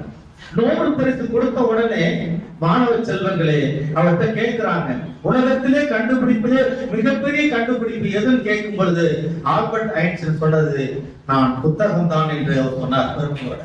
நாம் வாழ்க்கையில புத்தகம் தான் நம்மளை மிகப்பெரிய பொக்கிஷமாக புத்துணர்ச்சி உண்டு பண்ணும். நெல்சன் மண்டேலா 27 ஆண்டுகள் சிறைக்கூடத்தில் இருக்கும் பொழுது அந்த சிறை அதிகாரிகள்கிட்ட கேட்டது என்ன தெரியுங்களா? எனக்கு இலவசமாக புத்தகம் கொடுங்க, நான் 27 வருடங்கள் கடந்தாலும் நான் புத்தகம் படித்துக் கொண்டே இருக்க விரும்புகிறேன் என்று சொன்னவர் தான் நெல்சன் மண்டேலா. இதை விட முக்கியமானது என்ன, வாழ்க்கையில ஒரு இடத்துல போயிட்டு இருக்கார் மகாத்மா காந்தியடிகள். ரயில்ல பயணம் செய்கிறார். அவர் கையில புத்தகம் கிடைக்கின்றது. அந்த புத்தகத்தை படிக்கின்றார். அங்கதான் அவருக்கு கிடைத்தது அகிம்சை என்ற ஒரு ஆயுதம் கிடைச்சது. கடையெடுக்கும் கடை தேற்றம் என்ற அந்த புத்தகத்தை ஜான் ரஸ்கின் என்ற அந்த எழுத்தாளருடைய புத்தகத்தை படித்ததனால்தான் இந்த நம்ம நாட்டுக்கே ஒரு மிகப்பெரிய அகிம்சைங்கிறது வந்தது. மாணவ செல்வங்களே, உங்களுக்குள்ளே நம்பிக்கை பிறக்க வேண்டும், அகிம்சை பிறக்க வேண்டும், லட்சியம் பிறக்க வேண்டும், குறிக்கோள் வர வேண்டும். இதையெல்லாம் வாசிக்கும் போதுதான் உங்களுக்குள்ளே வரும் என்பதை இந்த நேரத்திலே தெரிந்து கொள்ளுங்கள். பெற்றோர்கள்ட்டையும் பிள்ளைகள்ட்டையும் கேட்பது என்னவென்றால், நிறைய இடங்களில் உணவு பேக்கேஜ் கொடுக்கிறோம். இன்னும் மருத்துவமனைக்கு போய் பார்க்கலாம், மருத்துவ பேக்கேஜ் எல்லாம் வாங்கிட்டு வரோம். ஆனா ஏன் புத்தக பேக்கேஜ் கொடுக்க கூடாது? புத்தக பேக்கேஜ் கொடுக்கும் போதுதான் அவங்க வாழ்க்கையில மாறும் என்பது இந்த நேரத்தில் சொல்றேன். ஷாப்பிங் மாலுக்கு அழைச்சிட்டு போறீங்க, ஷாப்பிங் மாலுக்கு அழைச்சிட்டு போய் எத்தனையோ விதவிதமா வாங்கி கொடுத்துருக்கீங்க. அதையெல்லாம் கடந்து நாம் எங்கு அழைத்து வர வேண்டும்? நூலகத்துக்கு தான் அழைச்சிட்டு வர வேண்டும். அவர்கள் தான் மாற்றம் ஏற்படும் என்று இந்த நேரத்தில் சொல்ல வேண்டும். ஒரு சில செய்திகளை, உண்மை செய்திகளை சொல்லி நிறைவு செய்ய ஆசைப்படுறேன். ஒரு 10 வயசு தான் பையன். அந்த 10 வயது பையன் அப்பா அம்மா இறந்துட்டாங்க. மாணவர்களுக்காக சொல்றேன். தாத்தாவும் பாட்டியும் வளர்க்கிறாங்க. பாட்டி பாசமாக வளர்க்கிறார்கள், அறுசுவை உணவுகளை ஊட்டி வளர்க்கிறாங்க. இப்படியே வளர்ந்து கொண்டே வரும் பொழுது கொஞ்ச நாள்ல உடல்நிலை சரியில்லாமல் பாட்டியும் இறந்து வர்றாங்க. பாட்டி இறந்த உடனே இவன் யாரு நம்மளை வளர்ப்பான்னு நினைக்கும் பொழுது எந்த புத்தகம் படிச்சது வாழ்க்கையில அந்த தாத்தா கொடுமைப்படுத்துறாங்க. அடி சொன்னா துயரங்களை அனுபவிக்கிறான். அனுபவிச்சோட வீட்டை விட்டு புறப்படுறான். ஓடுறான் வாழ்க்கையில் ஓடத்துக்கே ஓடுற மாதிரி ஓடிக்கிட்டே இருக்கிறான். ஒரு இருட்டான இடத்துல போய் பார்க்கறான். மக்களான வெளிச்சத்தை அந்த வெளிச்சத்துல போய் நிற்கும் போது பார்த்தாக்க சுடுகாடா இருக்கு. அந்த சுடுகாட்டில் படுத்துக்கிறாங்க. வெடிஞ்ச பிறகு பாத்தீங்கன்னா எத்தனை பேர்லாம் வந்து சுடுகாட்டுல அந்த பிணங்கள்லாம் தூக்கிட்டு வந்து கொண்டாந்து போடுவான். இவன் உதவி செய்வான். உதவி செய்த பிறகு பாத்தீங்கன்னாக்க எந்த புத்தகத்தையும் வாசித்தது கிடையாது. உலகமே அவனுடைய புத்தகங்களை எடுத்து வாசித்தாங்க. நல்ல காலத்தில் மாணவர்களே, இப்படியே இருக்குது. அவன் கொடுக்கின்ற உணவுகளை சாப்பிடுவான். இப்படியே உணவுகள்லாம் சாப்பிட்டுக்கிட்டு அவனுடைய வயது ஆகிட்டே இருப்பது. ஒவ்வொரு காலகட்டத்துல அவன் சொன்ன ஒரு வார்த்தை என்ன தெரியுங்களா? நான் எந்த புத்தகத்தை படிக்கவில்லை என்றாலும் மனிதர்களை படித்தேன். அந்த மனிதர்கள் தான் சிறந்த படைப்பு என்று சொன்னவன் ஒருத்தன். அவன் என்ன செய்தான்? அறைகளில் குன்றுகளில் உட்கார்ந்து எழுதிக்கிட்டே இருந்தான். 1906 அவன் எழுதின பெரிய புத்தகம் தான் இந்த ரஷ்ய நாட்டுடைய மிகப்பெரிய புரட்சி வெடிச்சது. அந்த புத்தகம் தான் மேக்சிம் கார்கி எழுதிய தாய் என்ற புத்தகம் என்பதை மாணவர்களை உணர்ந்து பாருங்கள். எல்லோரும் நம்ம நூலகத்துல இருக்கு, படித்து பாருங்கள். வாழ்க்கையில வெற்றி அடைய முடியும் என்று சொல்ல விரும்புகிறேன். அதே சம்பவத்துல இன்னொரு சுருக்கமாக சொல்லணும். அதே 1906 அந்த புக்கு முதல் பதிப்பாக வந்தது. அதே 1906 சென்னையில பிறந்த ஒரு பையன் தான் 2வது தான் படிச்சான். அதுக்கப்புறம் படிக்க முடியல. 3வது படிப்பதற்கு கூட வசதி கிடையாது. இப்படியே அவன் காலம் ஓடிக்கிட்டே இருக்கும் பொழுது 26 வயதில் அவன் வந்து முக்கியமான 1932 தமிழா துள்ளியது என்று ஒரு புத்தகத்தை எழுதும். கைப்பிரதியா எழுதினான். ஜெராக்ஸ் போட முடியல. எல்லாத்தையுமே வந்து எடுத்து கையெழுத்து பிரதியா எழுது 200 பிரதிகளை தமிழ்நாடு முழுவதும் எல்லா இடங்களையும் கொடுத்தான். அங்க இருந்த ஆங்கிலேயர்கள் பார்த்து விட்டு இவன் என்ன தோன்றதுக்காக இன்னும் பண்ணிக்கிட்டு இருக்காங்கன்னு சொல்லி அவனை பிடிச்சு சிறைக்கூடத்துல அடைக்கிறதுக்கு முன்னாடி சொன்னாங்க 300 ரூபாய் பணம் கட்டு. சிறைக்கூடத்துல இருக்குன்னா 300 ரூபாய் அபராதம். அதை கட்ட முடியல. 6 ஆண்டுகள் கடுக்காமல் தண்டனை பெற்றான். அவன் அந்த மாதிரி கட்டப்பட்டவன் தான். இன்னைக்கு உட்கார்ந்துகிட்ட மாணவர்களே, இங்க அந்த அத்தனை புத்தகங்கள் இருக்குது. படிக்காத மேதையாக வளர்ந்து இன்னைக்கு போட்டி தேர்வுகள் அத்தனையுமே படிப்பாரு. கடலாக அவன் எழுதுகிற சுதந்திர பாட்ட தியாகிகளை பற்றி நான் எழுதுற யாரு நாட்ட மயிலை பொன்னுசாமி சிவஞானம் என்ற சிறம்பு செல்வர் மாப்பூர்த்தி என்பதை காட்டினார். இப்படி எத்தனையோ இருக்கிறார்கள். நேரத்தில் நிறைவாக ஒரு செய்தியை சொல்லி முடிக்க ஆசைப்படுகின்றேன். லெனின் மிகப்பெரிய புரட்சி நடத்தினார். அந்த லெனின் எழுதியதுக்கு ஒரு முக்கியமான புத்தகம் ஜான் ரீட் எழுதிய உலகை குலுக்கிய 10 நாள்கள்ங்கிற புத்தகம். அந்த புத்தகத்துல முன்னுரை எழுதியிருந்தது யார் என்றால் லெனின் தான். அந்த முன்னுரை எழுதி அந்த ரஷ்யாவில் புகழ்பெற்ற மாதிரி இந்திய நாட்டிலே ஒருத்தன் புரட்சி வெடிப்பதற்கு காரணம் என்னோட புக்கு தான் என்பதை இந்த நேரத்தில் தெரிந்து கொள்ளுங்க. 1929 அந்த இளைஞனை யாருக்குமே தெரியாது. ஆனா 1931 அந்த இளைஞனை தெரியாதவனே நம்ம நாட்டுல கிடையாது. அவன் தான் பகத் சென்ற ஒரு மிகப்பெரிய போராளி என்பதை தெரிந்து கொள்ளுங்க. சிறைக்கூடத்துல போட்டிருக்காங்க. பாராளுமன்றத்துல வந்து குண்டு வைத்ததற்காக அவன் சிறைக்கூடத்துல இருக்கும்போது இன்னும் 1 மணி நேரத்துல அவன் தூக்கு தண்டனை கொடுக்க வேண்டும். அங்கிருந்து வந்துட்டு இருக்கிறாங்க. அவன் தட்டுறாங்க, என்ன தட்டுறாங்க, அங்க இருக்க தகவல் தட்டுறாங்க. தட்டும் பொழுது என்ன சொல்றான்? கொஞ்சம் பொறுங்க, நான் பேசிக்கிட்டு கேட்கிறான். உடனே காவல்துறை முடியாது என்ன வேணுமோ யார்கிட்ட பேசிட்டு இருக்கலாம். 1 மணி நேரத்தை தூக்கம் கொடுக்கணுமே அப்படின்னு நினைச்சிட்டு எல்லாருமே பதவி போய் இருக்கும் பொழுது கதவை தட்டுக்கிறாங்க. உள்ள உட்காந்து படிச்சுட்டு இருக்கிறான். லெனின் எழுதிய அரசு புரட்சி என்ற புத்தகத்தை படித்துக் கொண்டிருக்கிறான். என்ன நினைக்கிறான்? அட பைத்தியக்காரா, ஒரு புரட்சிக்காரன் இன்னொரு புரட்சிக்காரோட பேசிக் கொண்டிருக்க கொஞ்சம் பொருட்களை என்று சொல்ல வந்தான் அந்த பகத்சிங் என்ற இடத்தை யோசித்து பாருங்க. இன்க்லாப் ஜிந்தாபாத் என்ற புரட்சி ஓங்கு என்று சொன்னான். இந்த உலகத்திலே சமுதாயம் மாற வேண்டும் என்றால், சமூக நீதி கிடைக்க வேண்டும் என்றால் உங்களுக்குள்ளே வாசிப்பு வர வேண்டும். வாசிப்பு வரும்போதுதான் நீங்கள் வெற்றியாக மாற முடியும். நேச கரங்களில், பாச பிழைப்புகளில், ஆசை கணாக்களில் அர்த்தமுறிந்த வாசிப்பை கொண்டு வாருங்கள். நேசங்கள் புறப்படட்டும், பாசங்கள் பகிர்ந்து கொள்ளட்டும், தாளங்கள் சிறக்கட்டும், கருத்துக்கள் சிறக்கட்டும். உலகில் இனிய எண்ணங்கள் இந்த வாசகர் மன்றத்தின் மூலமாக உதயமாகட்டும் என்று சொல்லி நனவொரு வாய்ப்பளித்த அனைத்து உள்ளங்களுக்கு நன்றி சொல்லி நிறைவு செய்கின்றேன். நன்றி. மிக மிக பணிச்சுமைக்கு இடையே இங்க வந்திருக்கிறாரு. கிட்டத்தட்ட 80 பேருக்கு சான்றிதழ் இருக்கிறாரு. அவரை வச்சுக்கிட்டு நம்ம பேசுறது அது உள்ளூர் மேலாங்கள். நாங்க எப்ப வேணாலும் பேசிக்குவார், எப்ப வேணாலும் உங்க பேச்ச கேட்பாரு. அது எல்லாரும் பேச மாட்டேன். மாணவ செல்வங்கள் வேண்டாம்னா அனைவருக்கும் நேரம் கருதி பொது வணக்கம்.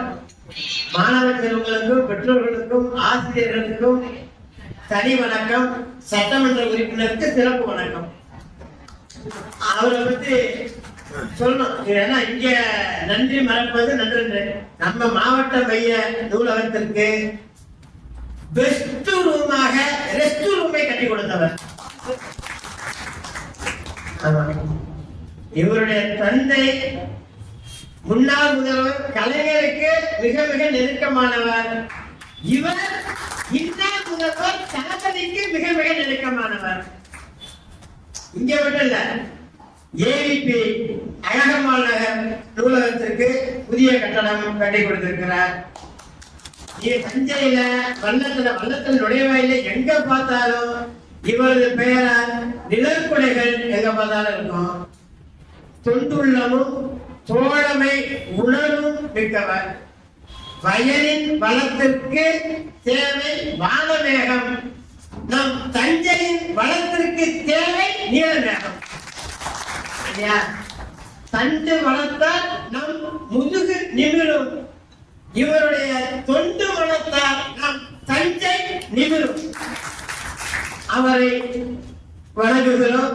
தஞ்சைக்கு கிடைத்த எனர்ஜி, தஞ்சைக்கு கிடைத்த எனர்ஜி சட்டமன்ற உறுப்பினர் டிகேஜி. அவரு சட்டமன்ற உறுப்பினர் கழக தலைமை செயற்குழு உறுப்பினர். அவரை வணங்கி வருகின்றோம். குழந்தைகள் என்பவை இறைவன் தந்த பரிசு. அந்த குழந்தைகளை சிறப்பாக வளர்ப்பது என்பது நாம் இறைவனுக்கு காட்டுகின்ற நன்றி கடன் இல்லையா? ஆசிரியர் பெருமை இங்க போட்டி நடத்தணும், சிறப்பா பண்ணாங்க. பெற்றோர்களும் அதை விட அதிகமாக ஆசிரியர்களும் கொடுத்த பயிற்சி தான் அது.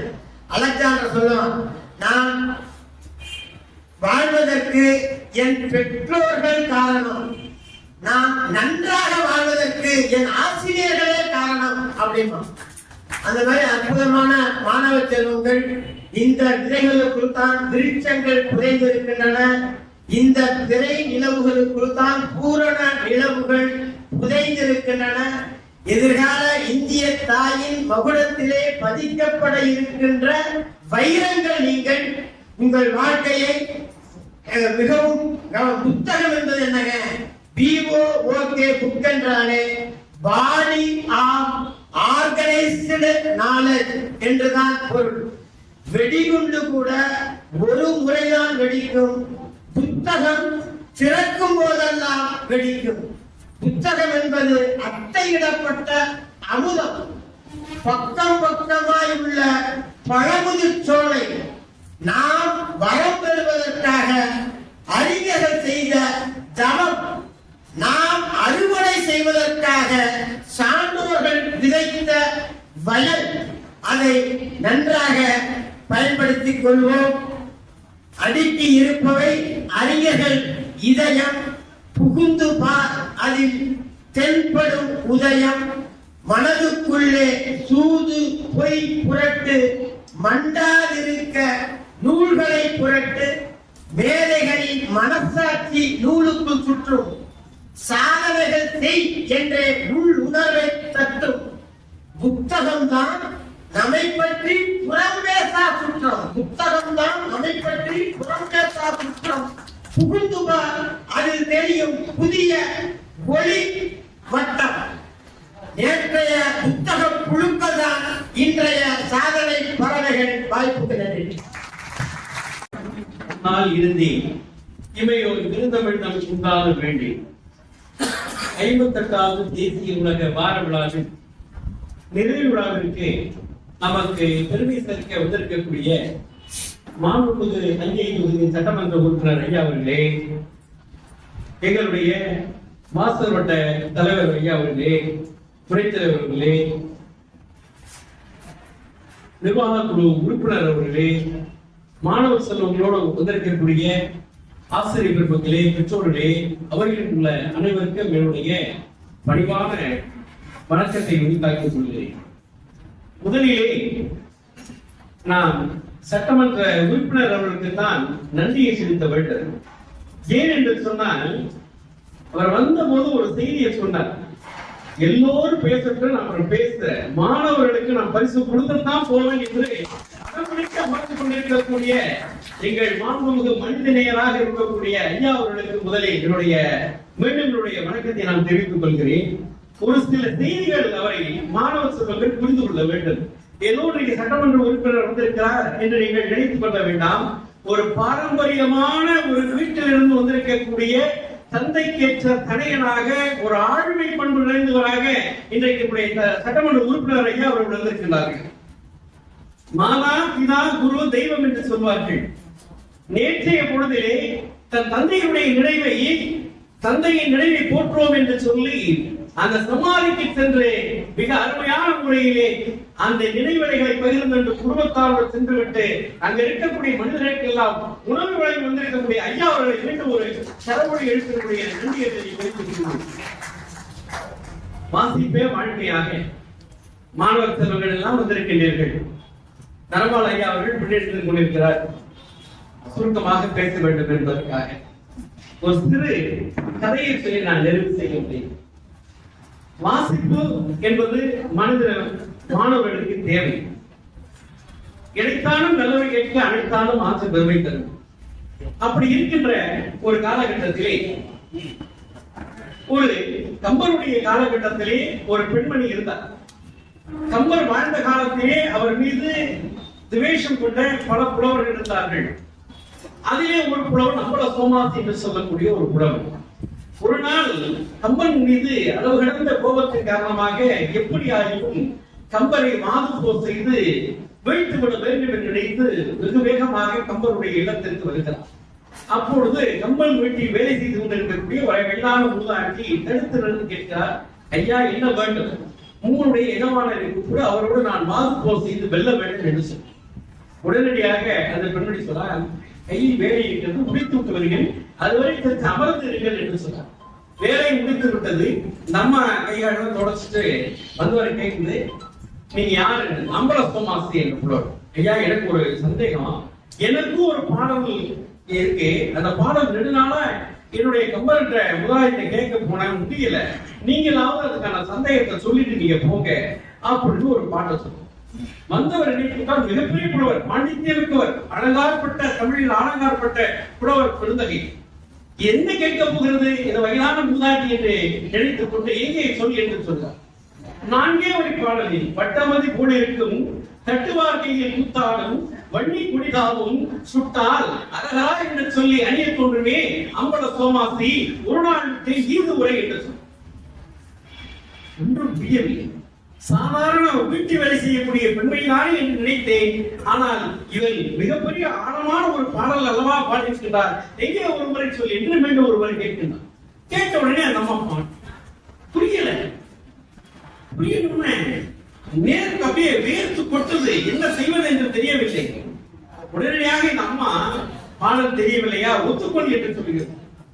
அம்மா தெரியவில்லை, இப்பொழுதாவது அந்த பாடலுக்கான விளக்கத்தை சொல்கள் என்று மிக பணிவோடு அந்த அம்பல சோமாசி கேட்கிறார். ஐயா நீர் வருகின்ற போது நான் என்ன வேலை பார்த்துக் கொண்டிருந்தேன், சாணியை பிடித்து நீங்கள் வரட்டி தட்டி கொண்டிருந்தீர்கள். அதுதான் ஐயா பாடலுடைய மைய கருத்து. வட்டமதி போல் இருக்கும், அதாவது சாணியை உருண்டையாக பிடித்து எடுக்கின்ற போது அது நிலவுமாறு இருக்கின்றதா, வட்டமதி போல் இருக்கும் தட்டுவார்க்கையின் கூத்தாடும். அப்படி 2 பக்கம் வலது இடது பக்கம் வரப்ப கூத்தாடும் கொண்டிய நிலை தரலாம். வண்டி கொடிதாகும், அந்த சாணம் உதிர்ந்து விடும், அதற்காக உதிராமல் இருப்பதற்காக வைக்கோல் பொருட்களுடைய சில இலைகளை எல்லாம் வைத்து நான் வைத்திருக்கிறேன் வன்னிக்குடிதாகவும். அப்படிப்பட்ட அந்த வரட்டியை, அந்த சாணத்தை சுவற்றில் வைத்து காய வைத்தோம் என்று சொன்னால் வரட்டியாக மாறும். அந்த வரட்டியை எடுத்து செய்தால் திருநீர் அசைக்கக்கூடிய சிவசிவா என்று சொல்லக்கூடிய திருநீராக மாறும். இதைத்தான யார் சொன்னேன், வட்டமதி போல இருக்கும் வண்டி கொடிதாவும் சுட்டால் அரகரா என்று சொல்லி அணிய கொண்டுமே அம்பல சோமாசி ஒரு நாள் நீர்முறை என்று சொன்னார். ஒரு சாதாரண வகையான ஒரு மூதாட்டியை நினைத்தும் இவ்வளவு அருமையாக இவள் பேசுகிறார் என்று சொன்னால், இவனுக்கெல்லாம் எஜமானாக இருக்கக்கூடிய சோழமண்டலமே போற்றி பாதுகாக்கக்கூடிய அவருடைய பேச்சு கேட்கக்கூடிய கம்பநாட்டாழ்வான் எத்தகைய புறமை வாய்ந்தவனாக இருப்பான் என்று வெட்டி தலைகுனிந்து, அம்மா உன்னுடைய பாடலுடைய தலைவனின் பெருமையை பெரியாக பேசிவிட்டேன், என்னை மன்னித்தருளும். இன்று முதல் கம்பன் வீட்டு கட்டுத்தரையும் கவிபாடும் என்று சொன்னார்.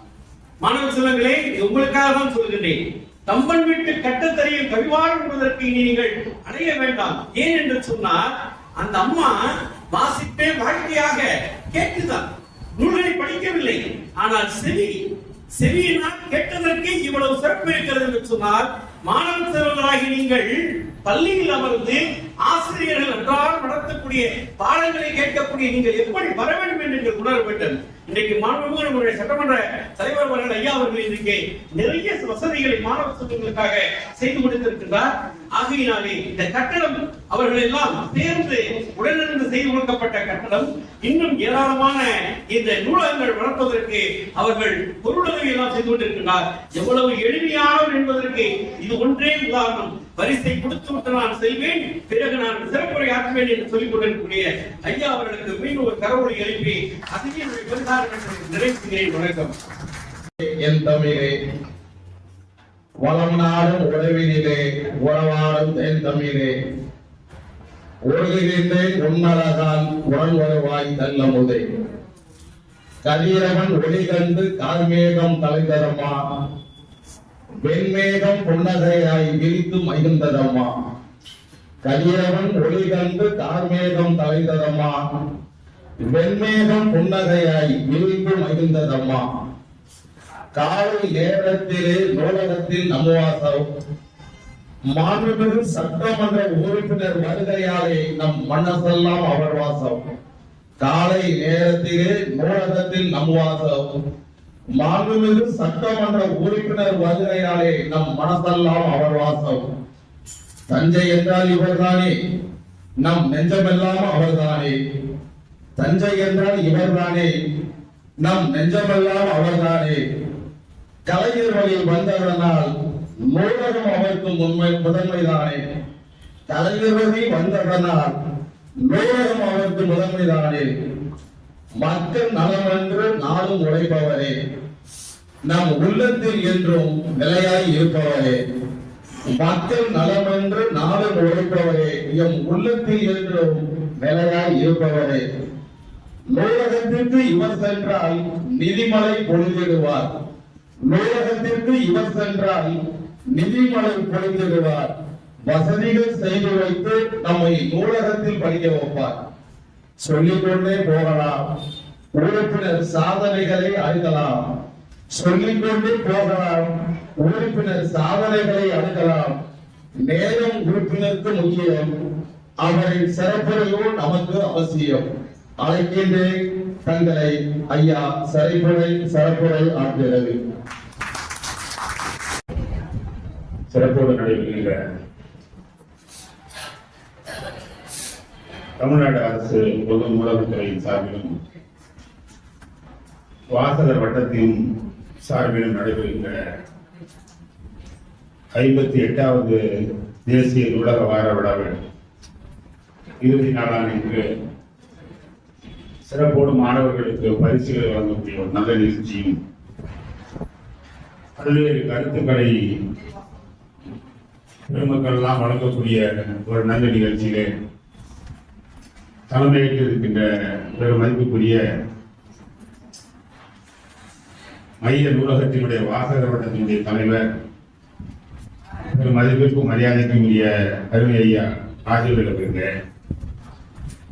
வரவேற்பு நிகழ்த்தி இருக்கின்ற மாவட்ட மைய நூலகத்தினுடைய 3ஆம் நிலை நூலகர் மரியாதைக்குரிய ஐயா சிவகுமார் அவர்களே, முன்னிலை வைத்து உரையாற்றி அமர்ந்திருக்கின்ற நம்முடைய பெருமதிப்பிற்கும் மரியாதைக்கும் உரிய மாவட்ட நூலகத்தை தஞ்சை மாவட்டத்தில் இருக்கின்ற அத்தனை நூலகங்களின் சிறப்போடு செயல்பட்டுக் கொண்டிருக்கின்ற மாவட்ட நூலக அலுவலர் மதிப்புக்குரிய ஐயா அபூர்வம் அவர்களே, வருகிலிருந்து நல்ல கருத்துக்களை வாசிப்போம் வாழ்க்கைக்காக என்கின்ற தலைப்பில் பல்வேறு சிறப்பான கருத்துக்களை வழங்கி விடைபெற்று அமர்ந்திருக்கின்ற பெருமதிப்புக்குரிய கரந்தை ஐயா ஜெயக்குமார் அவர்களே, பெருமதிப்புக்குரிய ஐயா மணிமாறன் அவர்களே, சிறப்போடு இங்கு கவிதை வழங்கி தஞ்சைக்கு இன்றைக்கும் பெருமை சேர்க்கின்ற எங்களுடைய மரியாதைக்குரிய ஐயா வல்லம் தாஜ்பால் அவர்களே, தன்னம்பிக்கை பேச்சாளர் மரியாதைக்குரிய ஐயா சேகர் அவர்களே, வருகிலிருந்து சிறப்பித்திருக்கின்ற நன்றி உரையாற்ற இருக்கின்ற அம்மையார் மரியாதைக்குரிய சசிகலா அவர்களே, வருகிலிருந்து சிறப்பித்திருக்கின்ற இந்த நிகழ்வை சிறப்போடு ஒருங்கிணைத்திருக்கின்ற மரியாதைக்குரிய சகோதரர் தனபால் அவர்களே, மரியாதைக்குரிய வருகிலிருந்து சிறப்பித்திருக்கின்ற அறிவு நண்பர் ஆசிரியர் முன்னாள் ஆசிரியர் இளங்கோவன் அவர்களே, ஐயா பாண்டரங்கன் அவர்களே, உரையாற்றியிருக்கின்ற மன்னர் சரபோஜி கல்வியுடைய பேராசிரியர் மரியாதைக்குரிய ஐயா ராஜமாணிக்கம் அவர்களே, உரையாற்றி அமர்ந்திருக்கின்ற பெருமதிப்புக்குரிய ஐயா ராமதாஸ் அவர்களே, வருகையில் இருந்திருக்கின்ற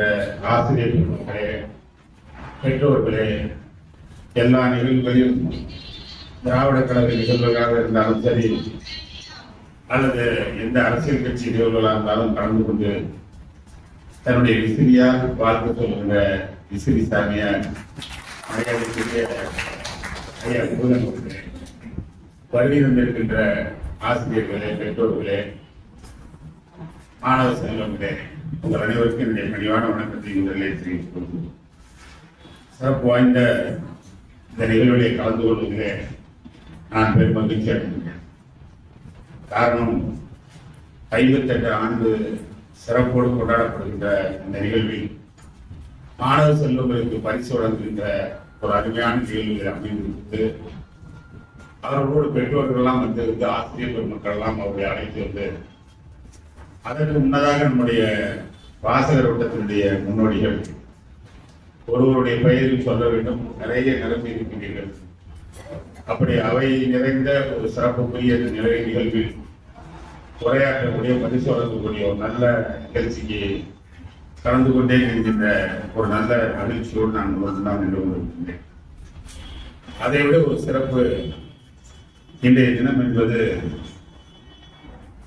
நவம்பர் 20. இது ஒரு முக்கியமான நாள்.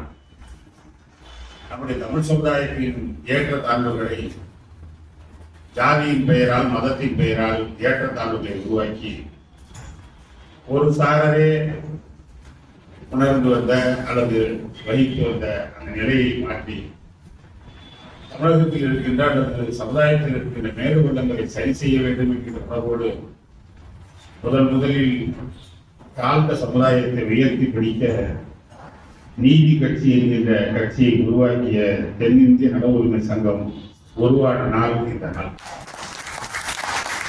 1916 ஆண்டு இதே நாளில் நவம்பர் 20 தென்னிந்திய நல உரிமை சங்கம், பிறகு அது நீதி கட்சி என்றானது, ஜஸ்டிஸ் கட்சி என்றானது, பிறகு தமிழகத்தை ஆனது. அந்த கட்சி தொடங்கிய காரணத்தினால்தான் இன்றைக்கு ஆசிரியர் பெருமக்களாக இருந்தாலும் சரி அல்லது மாணவ செல்வங்களாக இருந்தாலும் தொடர்ந்து சமுதாயத்தில் இருக்கின்ற மேலுவள்ளங்கள் சரி செய்யப்பட்டு இன்றைக்கு உயர்ந்து நிற்கின்றோம், அனைவரும் சமம் என்கிற நிலை உருவாகி இருக்கிறது சொன்னால் அதற்கு வித்திட்ட அருமையான நாள். இந்த நாளில் நாம் எல்லாம் ஒன்று கூடி உரையாற்றக்கூடிய வாழ்த்து தெரிவித்துக் கொள்ளக்கூடிய நல்ல நிகழ்ச்சியாக இந்த நிகழ்ச்சியை நான் கருதுகிறேன். இங்கே உரையாற்றிய பெருமக்கள் வாசிப்பதனுடைய அவசியத்தை குறித்து பல்வேறு கருத்துக்களை தங்களுடைய பாணியில சிறப்போடு இங்கு சொன்னார்கள். மாணவ செல்வங்கள் எல்லாம் பரிசு கொள்வதற்காக வந்திருக்கிறீர்கள். ஒரு பாப்பா பார்க்க ரொம்ப சோகமா உட்காந்துருக்கு. எப்படா பரிசு கொடுப்பான், நான் எப்போ போவோம் அப்படின்னா அந்த பொண்ணை பார்த்துக்கிட்டே இருக்கேன். ரொம்ப அம்மா திட்டினா எப்படி முகம் சுழிப்பா இருக்குமோ அந்த மாதிரி சுழிச்சுக்கிட்டே உட்காந்து நான் அந்த பொண்ணையே திரும்பி பார்த்தேன். இவைகள் எல்லாம் அந்த மாணவி உள்ளிட்ட மாணவ செல்வங்களுக்கு நான் தெரிவித்து போது ஒரு தன்னம்பிக்கையை உருவாக்கி கொள்வதற்காக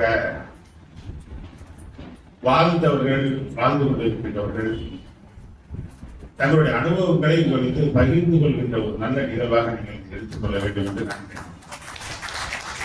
அதுதான் நீங்க பேசாம வந்தவங்களுக்கு பரிசு கொடுத்துட்டு போலாம். ஆனா பேசுவதற்கு காரணம், இங்க பேசியவர்கள் லெனினை பற்றி சொன்னார்கள், நெப்போலியனை பற்றி சொன்னார்கள், அலெக்சாண்டரை பற்றி சொன்னார்கள், நெல்சன் மண்டேலாவை பற்றி சொன்னார்கள், காந்திஜியை பற்றி சொன்னார்கள், பகத்சிங்கை பற்றி சொன்னார்கள். இவைகளெல்லாம் சாதாரண செய்தி அல்ல. பகத்சிங்கை பற்றி சொல்லுகின்ற போது உணர்வுபூர்வமாக சொன்னார். அவரை மரண வாயில் அவரை அழைக்கின்ற போது அவர் படித்துக் கொண்டிருக்கிறார். அதைதான் நீங்க சொன்னார், உடம்பு சிரிக்கிறது. மரண வாயிலுக்கு செல்லுகின்ற போது தன்னுடைய நிலையை பற்றி உணராமல் நாம் மரணமடைய போகிறோம், உலகத்தை பற்றி உலகத்தை விட்டு செல்ல போகின்ற நம்முடைய உணர்வுகள் எல்லாம் அழிக்கப்படுகிறது என்று எண்ணாமல் அப்பொழுது படித்துக் கொண்டிருக்கின்ற உணர்வு என்பதை நாம் இந்த நேரத்தில் எண்ணி பார்த்து வரலாம். அதுக்குதான் வாசிப்பு எந்த அளவுக்கு தேவை என்பதை இங்கே நம்முடைய வாசகர் வட்டத்தில் சிறப்பு செய்கிறார்கள். நம்மிடத்தில் வாழ்ந்து மறைந்த ஒரே ஒருவரை பற்றி ஒரே ஒரு கருத்தை மட்டும் சொல்லி நான் விடைபெறலாம். தலைவர் கலைஞர் நான் கண்முன்னே பார்த்து கலந்து மாணவ சமுதாயங்களும் இன்றைக்கு சிறப்போடு பல்வேறு சலுகைகளை பெற்று ஏற்றத்தாழ்வுகளை போக்கி வாழ்ந்து கொண்டிருக்கிறது என்று சொன்னார். அதற்கு வித்திட்ட ஒரு மாமனிதர் தலைவர் கலைஞர். அவரை பற்றி ஒரு சின்ன செய்தி இந்த வாசிப்பு. அவருக்கு உடல்நிலை சரியில்லாமல் இருக்கிறது. முதுகு தக்க இடத்துல அவருக்கு ஆபரேஷனுக்காக அவர் போய் கொண்டு போய் தங்க வச்சிருக்கிறாங்க அப்போலோ ஹாஸ்பிட்டல். ஒரு 3 நாட்கள் அவருக்கு வந்து அந்த ஆபரேஷனுக்காக அவருக்கு உடலை சீர் செய்கிறார். காலையில் ஒரு 7 மணிக்கு ஆபரேஷன் அவருக்கு முதுகு தக்க இடத்துல. 5 மணிக்கு அவரை பிரிப்பேர் பண்ணிடுறாங்க. 6 மணிக்கு அவர் வழக்கம் போல பத்திரிகைகளை கேட்கிறார். பத்திரிகைகள் அன்றாட பத்திரிகையை கொடுங்கன்னு கேட்கிறாரு. டாக்டர்ஸ் போய் கேட்கிறாங்க. டாக்டர் சொல்றாங்க இதெல்லாம் கொடுக்க வேண்டாம், ஏன்னா தலைவர் பத்தினதே செய்திகள் இன்னைக்கு காலை செய்திகள் ஏதாவது வந்திருக்கும், அவர் டென்ஷன் ஆயிடுவாரு, எங்களுக்கு ஆபரேஷன் அப்ப ப்ரெஷர் கூட ஆயிடும், அதனால அவருக்கு வந்து பேப்பர்ஸ் கொடுக்காதீங்க, டெய்லி 4 இதெல்லாம் கொடுக்காதீங்கன்னு டாக்டர்ஸ் அறிவுறுத்துறாங்க. தலைவர்கிட்ட போய் உதவியாளர் சொல்றாங்க, இல்லைங்கய்யா பத்திரிகைக்கு வேண்டாம், ஆபரேஷன் முடிச்ச உடனே பார்த்துக்கலாம்னு சொன்னாங்க. ஏன்னு கேட்கிறேன். இல்ல அது ஏதாவது செய்தியை பார்த்து நீங்க டென்ஷன் ஆனா ப்ரெஷர் ஆகிடும் அப்படின்னு சொல்லி டாக்டர்ஸ் கொஞ்சம் ஃபீல் பண்றாங்கன்னு சொன்னோன்னா, எனக்கு படிக்கிறதுக்கு வாசிக்கிறதுக்கு பேப்பரை நீங்க கொடுக்கலன்னதான் நான் ப்ரெஷர் ஆகிடுவேன். உடனே அவர்கிட்ட போய் சொல்றாங்க, இல்ல வேண்டாம் அப்படின்னு டாக்டர் கூட போய் சொல்லுங்க. சார் முடியாது. அவங்க வற்புறுத்தி சொல்றாங்க தலைவர் கலைஞர், இல்ல இது செஞ்சா அவங்க படிக்க வேண்டாம், வந்து படிச்சுக்கலான்னு சொல்லிட்டு கோவப்பட்டு கலைஞர் சொல்றாரு, பத்திரிகை கொடுத்தீங்கன்னா நான் படிச்சுதான் வருவேன், நான் இல்லைன்னா நான் தேட்டருக்கு வரமாட்டேன்னு சொல்லிடுறேன். இதெல்லாம் ஒரு பெரிய வரலாறு. அப்படி படித்த காரணத்தினால தான் இன்றைக்கு தமிழகத்தில் இருக்கின்ற, இந்தியாவில் இருக்கின்ற, உலகத்தில் இருக்கின்ற தமிழ் மக்கள் அத்தனை பேரும் போற்றி புகழ்கின்றார்கள் என்று சொன்னால் அதற்கு காரணம் அந்த தலைவருடைய வாசிப்பு. நிறைய சொல்லலாம், எல்லாருக்கும் தெரிஞ்ச பல்வேறு கருத்துக்கள், அண்ணா பற்றி சொல்லலாம், பல்வேறு கருத்துக்கள் இங்கு சொல்லலாம். ரொம்ப நேரம் எடுத்துக்கிறதுக்கு கூட ஒன்றே ஒன்றை சொல்லி விடைபெறுவது. சதாம் ஹுசேன் இந்த வரலாறு, அலெக்சாண்டர் இந்த வீர வரலாறுகளுக்கு இடையில சதாம் ஹுசேனை பற்றி ஒரு சின்ன கருத்தை நான் இந்த இடத்துல வாசிப்பு பற்றி சொல்ல விரும்புகிறேன். சதாம் ஹுசேனுக்கு வந்து கவர்மெண்ட்ல இதுல அரசாங்கத்துல மரண தண்டனை வழங்கப்பட்டிருக்கு. மரண தண்டனை நாள் அவருக்கு நெருங்கிவிட்டது. மரண தண்டனை காலை பொழுதிலே அவருக்கு தண்டனை வழங்குவதற்காக தூக்கு கயிற்றிலே அவரை போடுவதற்காக அழைக்க செல்கின்றார்கள். முதல் நாள் அவரை பிரித்தர் பண்றாங்க. அப்ப நீங்க உங்களுக்கு என்ன கடைசி ஆசை சொல்லுங்க அப்படின்னு சொல்லும்போது சதாம் ஹுசேன் சொல்றாரு. சதாம் ஹுசேன் வந்து அவருடைய கருத்தால் பொருளையால நிறைய மாறி இருக்கலாம். 2 கருத்து இருக்கலாம், நெகட்டிவ் இருக்கலாம், பாசிட்டிவ் இருக்கலாம் மனதுக்குள்ள. ஆனா அந்த சதாம் ஹுசேனுக்குள்ளேயும் ஒரு வாசிப்பு தன்மை இருந்திருக்கு என்பதற்காக இந்த சின்ன செய்தியை சொல்ல விரும்புகிறேன். முதல் போய் கேட்கிறப்ப அவர் சொல்றாரு, இன்று இரவு நான் தோற்றிக் கொள்வதற்கு என்னை அரெஸ்ட் பண்ணும்போது நான் போட்டது நல்ல கோட்டு. அரெஸ்ட் பண்ணும்போது அவருக்கு நிறைய கோட் கொடுத்து அவர் போட்டுக்கார ஒரு கோட் அவர் தான் அரெஸ்ட் பண்றாங்க. பிறகு அந்த இதெல்லாம் எடுத்துட்டு அவருக்கு வந்து ஜெயிலில் கொடுக்கக்கூடிய தோற்றி கொள்ளக்கூடிய அந்த கம்பெனியை கொடுத்துறாங்க. அப்ப அவர் கேட்கிறாரு, அவர்கிட்ட சொல்றாரு, நான் போத்தி கொண்டிருந்த போது எனக்கு கொடுத்தான், நான் என்னுடைய போத்தி நிலையை அரெஸ்ட் பண்ணும்போது அந்த கம்பெனியை எனக்கு கொடுங்க அப்படின்னு கேட்கிறேன். ஏன் அதை கேட்கிற அப்படின்னு கேட்கிறாங்க. சொல்றேன் அப்படிங்கிற, அதை கொடுங்க அப்படிங்கிற, அதை கொடுத்துறாங்க. அடுத்து அவர் கேட்கிறாரு, கடலும் கிழவனும், அதாவது அந்த புத்தகத்தினுடைய பெயர் old man in the sea. Old man in the sea என்கிற ஒரு புத்தகத்தை கேட்கிறேன். நைட்டு நான் படிக்கிறதுக்கு old man in the sea என்கிற புத்தகத்தை கொடுங்க, நான் போட்டிருந்த என்னுடைய பழைய போட்டோ கொடு அப்படிங்க. அப்ப கேட்கிறாங்க, எதுக்காக இந்த 2ஐயும் கேட்பீங்கன்னு சொல்லும்போது முதல்ல சொல்றாரு, போட்டுக்கு விளக்க சொல்றாரு, என்னை வந்து நீங்க காலையில மரணிக்கிறதுக்காக என்ன தூக்கு மேடைக்கு அழைச்சிட்டு போவீங்க. நீங்க கொடுக்குற அந்த போட்டு கொஞ்சம் நடுக்குது, குளிர் காலமா இருக்கு, அதனால குளிர் என்னோட போட்டு வந்து குளிர் ரொம்ப தாங்கும். நீங்க கொடுக்குற கோட்டால நான் ஒரு வேலை தேச நடுக்கம் எனக்கு வந்தா இந்த உலகம் சாவின் விளிம்பில் சதாம் ஹுசேன் பயந்துட்டான்னு சொல்லக்கூடாது. அதனால என்னுடைய கோட்டை எனக்கு கொடுங்க, என்னுடைய பழைய கோட்டை தான் அந்த நடுக்கம் இல்லாத இந்த குழுவுக்கு தாங்க முடிய கோட்டுன்னு சொன்னார். அடுத்து சொன்னாரு, ஓல்டு மேன் இந்த சி என்கிற அந்த புத்தகத்தை ஏன் கேட்குறீங்க அப்படின்னு அவர்கிட்ட கேட்கிறாங்க. அந்த புத்தகம் தான் நம்பிக்கை. அண்ணன் உங்க மரியாதைக்குரிய சேகர் என்று கருதுகிறது. சேகர் சேகர் பேசினார், நம்பிக்கை எப்படி இருக்க வேண்டும், நம்பிக்கையோடு எப்படி மாணவ சமூகம் இருக்க வேண்டும் அவர் நிறைய பேசினார். அந்த நம்பிக்கையை அதிகம் தெரிவிக்கின்ற ஒரு அருமையான புத்தகம் ஓல்டு மேன் சீங்கிற புத்தகம் அப்படின்னு சொல்றாரு. அந்த ஓல்டு மேன் சீல என்னென்ன ஒன்றுல பெரிய விஷயம், சின்ன விஷயம். ஒரு வயதான 86 வயது 80 வயதை கடந்த ஒரு இந்தியவர் தொடர்ந்து மீனவராக இருக்காரு. கடல்ல போய் மீன் பிடிச்சிட்டு வந்து தன்னுடைய வாழ்க்கையை தொடர்ந்து நடத்துறாரு. அந்த நேரத்துல 80 வயதை கடந்த போது அவர் போட்ல போறார் சிங்கிளா. அவனுக்கு ஒரு உதவியா ஒரு சின்ன பையன் போறான். தொடர்ந்து அந்த கடல்ல போய் மீன் பிடிச்சிட்டு வந்து தன்னுடைய வாழ்க்கையை நடத்திட்டார். ஒரு நேரத்தில் அலைகள் அதிகமா இருக்குது, ஒரு சீசன். அப்ப ஒரு தொடர்ந்து 10-20 நாட்கள் அவர் போயிட்டு வர்றாரு. ஒரு நாள் ஒரு மீன் அவரால் பிடிக்க முடியல. அப்ப நல்ல இளைஞர்கள் போட்ல போயிட்டு வர்ற கரைக்கு திரும்புறவங்க ஏராளமான மீன்களை பிடிச்சிட்டு வர்றாங்க. அவங்களாம் பார்த்து இந்த கணவனை பார்த்து சிரிக்கிறாங்க. சும்மா ஏன் 8 வயசுல கடலுக்கு போயிட்டு வர்றாங்க அது என்று அவர்கள் சிரிக்கிறாங்க. ஆனா அந்த மனிதன், அந்த ஓல்டு மேன், மறுநாளும் போட்டை எடுத்துக்கிட்டு மீன் பிடிக்க போறாரு. அலைகள் நல்லது. தொடர்ந்து 86 நாட்கள் போறாரு, மீன் கிடைக்கல. ஆனா 86வது நாளும் போறாரு. 86வது நாள் தன்னந்தனியாக அவர் இருக்கிற நேரம், அவருக்கு அந்த உதவியாளர் பையன் கூட இல்லை. அப்ப தூண்டில ஒரு பெரிய மீன் கிடைச்சிட்டாரு. 13 அடி நீளம் உள்ள ஒரு மீன் கடல்ல கிடைக்கும். அந்த மீனை கரையில சேர்க்கறதுக்கு இவருக்கும் அந்த மீனுக்கும் மிகப்பெரிய போராட்டம். 80 வயது 86 வயதுக்கு நெருங்கியவர். பெரிய போராட்டம். அந்த போராட்டத்தில் இறுதியில இவர் அந்த மீனை நல்ல நெருக்கமா இருக்கு, தூண்டில இழுத்து பிடிச்சு கையில வச்சிருக்கிற இந்த துடுப்பால, படகு போற துடுப்பால போய் தலையில அடிச்சு அந்த மீனை இழுத்து அது சோர்வடைஞ்சதுக்கு பிறகு சோர்வடைஞ்சதை தவிர அந்த மீன்ல இருந்து இவர் அடிச்சதனால் ஏற்பட்ட ரத்தம் வெளியில வரும்போது அந்த ஸ்மெல்ல வந்து சுறா மீன்கள் வந்து அந்த இடத்த சுத்தி, சுறா மீன்கள் சுத்துக்கிட்ட காரணத்தினால இவரையும் கோட்டையும் சேர்த்து அடிக்குது, அதே நேரத்துல அந்த மீனை தலையை தவிர மற்ற எல்லா பாடியும் அது மீன் புறா மீன் சாப்பிட்டு இந்த பதிச்சு வச்ச மீன்.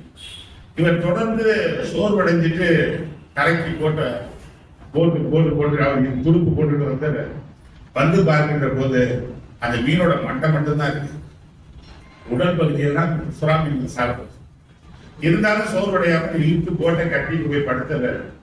மறுநாள் காலையில பொழுது விடிஞ்ச உடனே மற்ற இளைஞர்கள் எல்லாம் போட்டுல மீன் பிடிக்க போறவங்க வந்து பார்த்து இந்த அதிசயத்தை பாக்குறாங்க. மீனோட மண்டையை பார்த்தோம்னா தனி மனிதனா போய் இவ்வளவு கிலோமீட்டர் தூரத்துல இருந்து இதை எப்படி பிடிச்சி தூண்டில் அடித்து இதை கொண்டு வந்திருக்காருங்கிறத கண்டு வியந்து போய் அவங்க எல்லாம் எல்லாரும் போய் சோர்வா படுத்திருக்கிற அந்த கிழவன் குடிசையில படுத்திருக்காரு.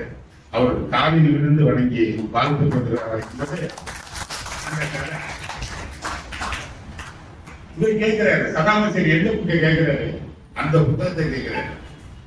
நான் இந்த இடத்துல நான் குறிப்பிட்டு சொல்ல விரும்புவது, மாணவ செல்வங்களை நீங்கள் நம்பிக்கையோடு இருக்க வேண்டும். அதே நேரத்தில் வாசிப்பு எவ்வளவு பெருசு. நாளை கால பொழுது விடுங்க பெரிய சாம்ராஜ்யம், அமெரிக்க சாம்ராஜ்யத்தையே வா பாக்குறேன்னு சொன்ன சதாம் ஹுசேன், சின்ன நாடு, வா பாக்குறேன்னு சொன்ன சதாம் ஹுசேன் இறப்பின் மறுநாள் கால விளிம்பில் இருக்கின்ற போது வாசிப்பதற்கு புத்தகத்தை கேட்டார். அது தன்னம்பிக்கையோடு இருக்கக்கூடிய ஒரு புத்தகத்தை கேட்டார் என்பதுதான் வரலாறு. இந்த வரலாற்றின் சிறப்பு தான் வாசிப்பதற்கு முக்கியம் என்பதை இந்த நேரத்தில் நான் தெரிவித்து வந்திருக்கின்ற மாணவ செல்வங்களே, உங்களிடத்தில் நான் அன்போடு உங்களுடைய தந்தையின் மீது முறையில் என்று சொல்ல விரும்புவது, தன்னம்பிக்கையோடு இருங்கள். ஒரு நல்ல எய்ம் இல்லைங்க, நீங்க படிக்கணும், டாக்டரா படிக்கணும், ஐஏஎஸ் பண்ணணும், எந்த துறைக்கு போகணுங்கிறத அவங்க இப்பயே நீங்க உள்ளத்துல பதியப்படும். அதற்காக கடினமான ஒரு திட்டமிடல் வேண்டும், நல்ல உழைக்கணும், கண்டிப்பா வெற்றி உங்கள் கையில் கிடைக்கும் என்பதை இந்த அருமையான நேரத்திலே உங்களுக்கு தெரிவித்தோம். வந்திருக்கின்ற அத்தனை பேருக்கும் என்னுடைய நன்றியை பாராட்டு. இந்த நல்ல நேரத்தில் பேச அத்தனை பேருக்கும் மீண்டும் நன்றி தெரிவித்து, வந்தவுடனே ஒரு பரிசை தமிழ்நாடு அளவில் போய் வாங்கிட்டு வந்துருக்கிறாங்க. வாசகர் வட்டத்தில் புரவலரா இருக்கிறவங்க, நான் கேட்ட புரவல் நான் இருக்கேனா இல்லைன்னு கேட்டேன். இல்லைன்னு சொன்னாங்க.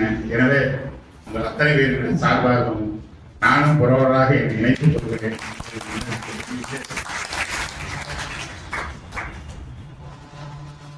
அதற்கான தொகையை நம்முடைய மரியாதைக்குரிய மாவட்ட நூலகத்துக்கு